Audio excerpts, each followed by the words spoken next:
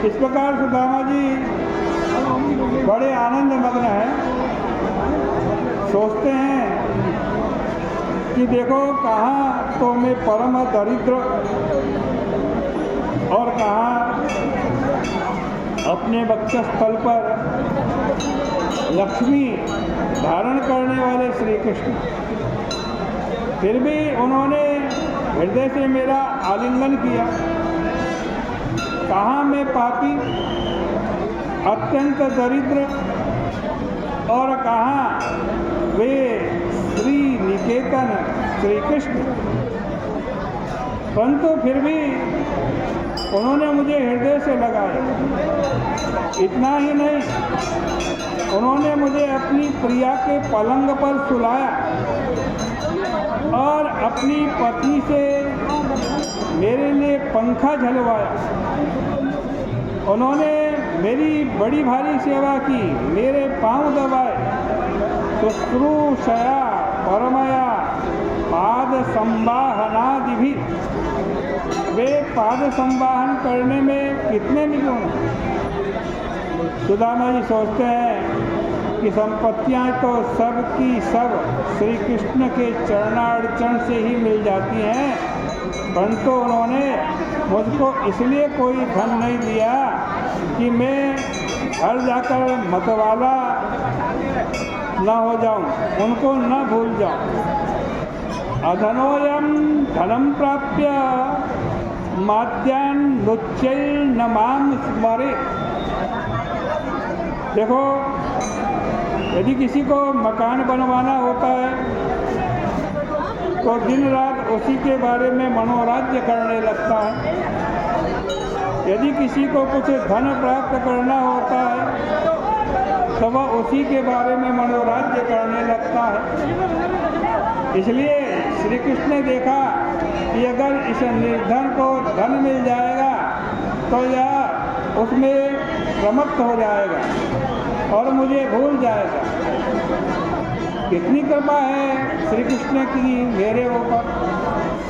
यह सोचते सोचते सुदामा जी रास्ते में थोड़ी देर विश्राम करने के लिए बैठ गए। उनकी आंखें बंद हो गई और उन्हें झपकी सी आने लगी। जब आँख खोली तो देखते क्या है कि वे तो अपने घर के पास हैं। उन्होंने कहा कि अरे मैं क्या देख रहा हूँ, क्या मैं फिर द्वारिका पहुँच गया। इतने में सुदामा जी की पतिव्रता पत्नी अन्य स्त्रियों के साथ उनके पास पहुँच गई। उसने उनकी आरती उतारी और उनका स्वागत किया। सुदामा जी ने देखा कि उनका सारा गांव विमान की तरह बन गया और इंद्र से भी अधिक संपत्ति उनके यहाँ आ गई।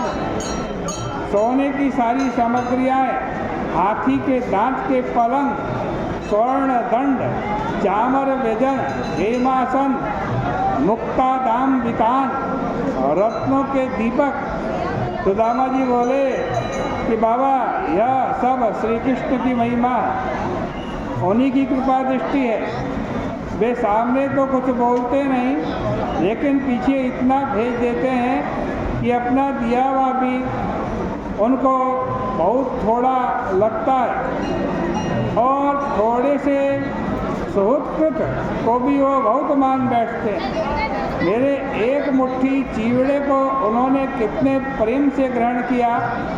बस मुझे स्वामी मिले तो ऐसा मिले, मुझको जन्म जन्म में ऐसे स्वामी ही प्राप्त हों। वे अपने भक्तों को संपत्ति नहीं देते, राज्य विभूति नहीं देते, यह उनकी बड़ी कृपा। मनुष्य को तो केवल उनकी भक्ति ही करनी चाहिए। परीक्षित इस प्रकार विचार करके सुदामा अनासक्त भाव से अपना जीवन व्यतीत करने लगे। उनके अंदर स्वकाम भावना तो थी नहीं, लेकिन भोग मिलने पर भी उनका चित्त उधर नहीं गया और वे भगवान के ध्यान द्वारा अपना अहंकार निवृत्त करके यह अनुभव करने लगे कि जो सृष्टि में दिखाई पड़ रहा है वो सब स्वप्न है, माया का खेल है, उन्होंने अपनी मनोवृत्ति को भगवान में लगा लिया। इस प्रकार श्रीमद् भागवत महापुराण के 10वें स्कंद का ये 81वां अध्याय भी परिपूर्ण होता है। बोले कृष्ण कन्हैया लाल की जय।